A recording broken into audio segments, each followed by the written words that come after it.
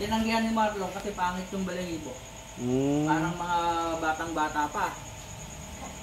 Oh, ayaw ng ganun nun. Yung pangit ng balahibo. Kailangan maganda balahibo ng bentahan ng ganito.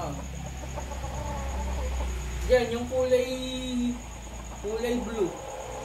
Lamog na pakpak nun. Kagugulpin niyang nakahapon sa taas na yan. Lagi niyang tinutugis.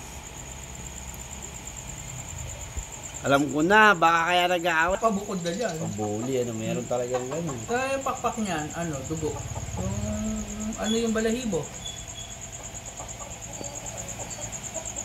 Tama yung mga African, lahat wala sila nasa loob. Nasa loob. Ayaw na nabubulabog kasi. Pero dadami dito yan. Lalo na pag gutom yan. Ito maganda yung first water natin. Yan, may lahi yan.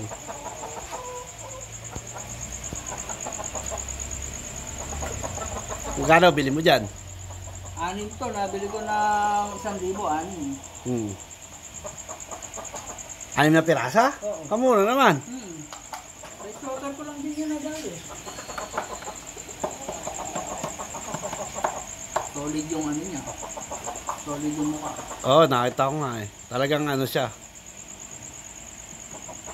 Napakamura lang. Bagsak presyo yun. 1,200 ang asking niya. Oh.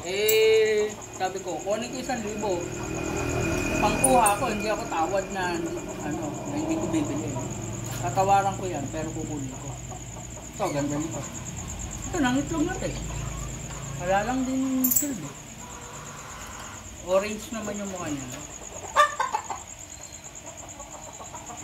Hindi siya parang kampanong nandiyan na lang. Ito, maganda. Ba't di mo pinapain ng tangkay ng malunggay? Pinapakain na yan. May malunggay sa loob. Ito, wasak na. Dahil mo lang bubuga lahat yan. Madalas ko nga bigyan ng malunggay.